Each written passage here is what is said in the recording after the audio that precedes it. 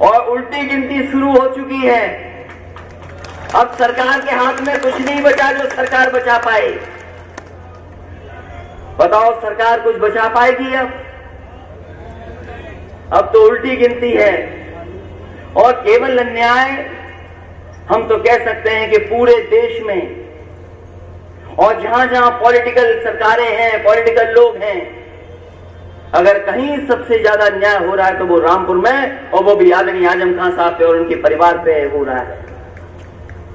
और घटनाएं हम कितनी बताएं आपको। अभी जो घटना लखनऊ की बताई कि एक हिंदू महासभा का नेता, उसकी हत्या कर दी गई लखनऊ में। और आपने तो टीवी देखो, आप टीवी पे लगातार चल रहा है। उसकी मां क्या कह रही है? उनकी मां कह रही है कि हमें सुरक्षा अगर कभी मिली थी तो समाजवादी सरकार में सुरक्षा थी और आजम खान साहब के जमाने में सुरक्षा थी। हमें सुरक्षा मिली थी, गनर मिले थे, लेकिन इस योगी सरकार ने हमें सुरक्षा नहीं दी और उसी का परिणाम है कि हमारे बेटे की हत्या हो गई। बताओ, पुलिस का सब कुछ है वहां, बीजेपी का सब कुछ है, चौकी से लेकर के ऊपर तक सब कुछ बीजेपी के हैं, सरकार उनकी है। बताओ, हत्या हो गई नहीं? क्या हत्या को रोक पाएंगे लोग? और फिर ये कैसे हत्या रोकेंगे जब मुख्यमंत्री खुद कहते हैं कि आप अगर व्यवस्था ठीक करना चाहते हो तो ठोक दो। और ऐसा ठोकना सिखाया है कि जनता को नहीं पता किसको ठोक दें और पुलिस को पता नहीं किसको ठोक दें। अभी झांसी की घटना है, और याद रखना, जितना भी अन्याय हुआ उसका हिसाब किताब जरूर होगा। जितना हिसाब किताब है वो सब होता है।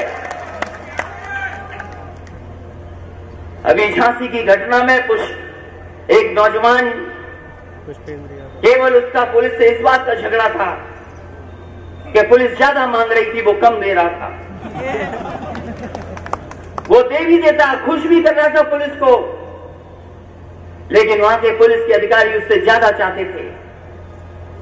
उसने एक दिन मन बनाया कि हम पैसा नहीं देंगे, हम इस काम को छोड़ना चाहते हैं, केवल इसलिए एसओ के पास चला गया और बाद में उसका इनकाउंटर हो गया। इनकाउंटर कर दिया पुलिस ने। पहले तो पुलिस अपराधी बनाना चाहती थी उसको, लेकिन कोई रिकॉर्ड उसका नहीं था, इसलिए अपराधी नहीं बना पाई। और अगर वो अपराधी था तो कहीं ना कहीं उसके खिलाफ कुछ होता थाने में, लेकिन कुछ भी नहीं निकला थाने में। सोचो, अभी मरने का और इनकाउंटर होने का समय नहीं बता पाई पुलिस।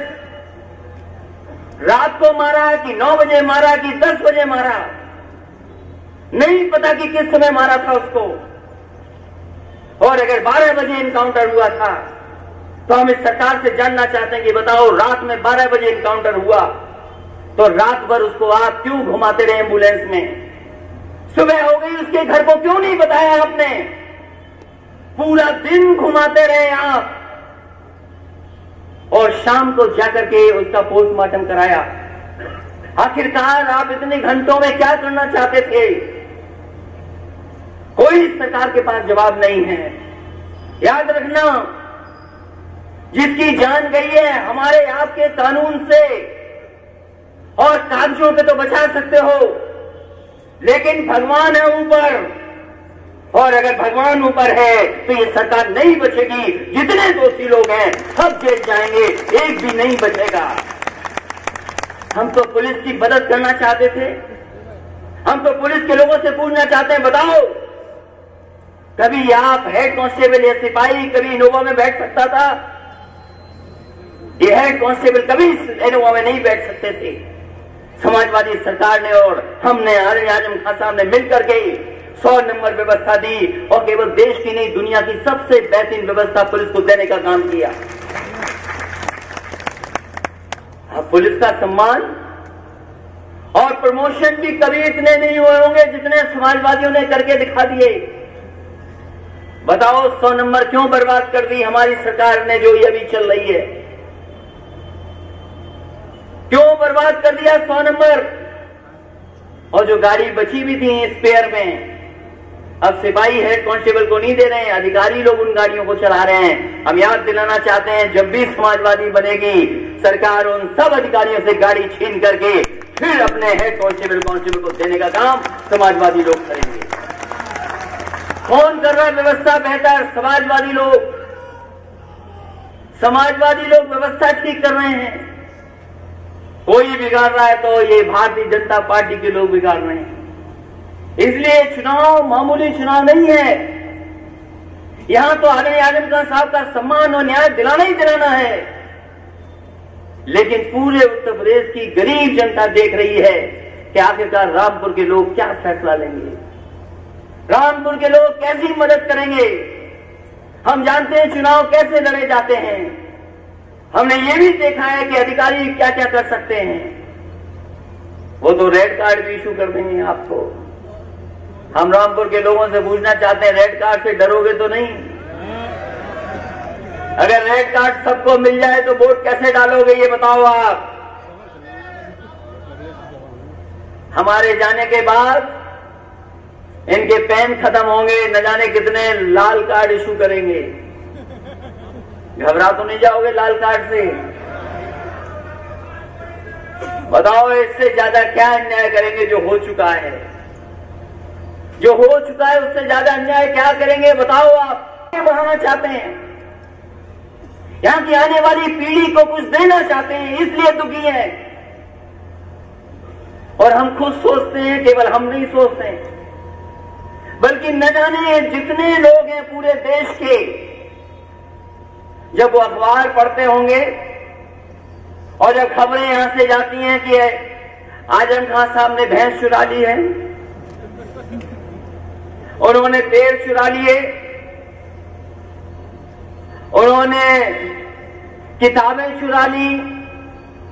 अरे कम से कम पुलिस के लोगों, अधिकारी और सरकार के लोग कम से कम इतना ही चोरी किया, और हमें तो आपने टोटी चोर बना दिया। बताओ बताओ, आप यकीन करोगे इन बातों पर? कौन यकीन करेगा इन बातों पर? ये बताओ, कौन चुराएगा किताब? कौन चुराएगा भैंस? कौन चुराएगा पेड़? कोई नहीं चुरा रहा। लेकिन सरकार है तो इन्हें इन चोरी का बताया और हमें बताया टोटी चोर। बताओ बताया क्या नहीं बताया? बताओ पत्रकार साथियों। और ये तो जमाना गूगल का है। हम तो पुलिस के लोगों से कहेंगे, अधिकारियों से भी कहेंगे कि अगर एक भी बात गलत हो तो गूगल करो, बताओ टोटी चोर कहा जा रहा है कि नहीं कहा जाता है। इसलिए अधिकारी साथियों, हमने भी संकल्प लिया है कि अगर आप टोटी चोर हमें बना सकते हो तो समय बदलेगा, हर चीज बदलेगी, तो छिलम भी कहीं न कहीं से निकलेगी। क्योंकि सरकार चलाना सिखा रहे हो आप हमें सरकार चलाना सिखा रहे हो आप। हम लोग गलती कर रहे थे कि लैपटॉप दे दें लोगों को।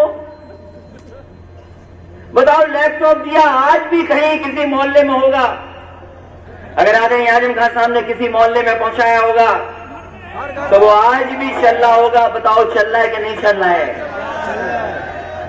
ये इसीलिए दिया आपको कि आपके आने वाली पीढ़ी का भविष्य बेहतर हो, वो दुनिया से जुड़ जाए कि दुनिया में आखिरकार क्या हो रहा है, कम से कम पढ़ाई में मदद मिले।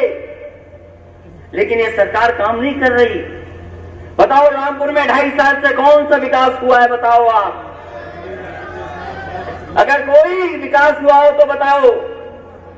और रामपुरी क्यों? बताओ, मुरादाबाद के हमारे एमपी साहब बैठे हैं, कोई भारतीय जनता पार्टी की सरकार में वहां विकास हुआ हो तो बताओ।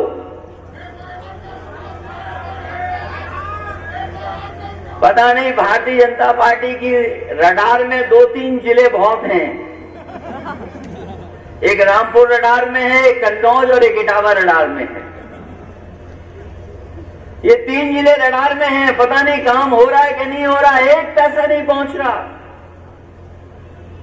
और विकास की बातें कर रहे हैं कि विकास करेंगे, गिन लो आप भी तारीखें। 2.5 साल खत्म हो गया।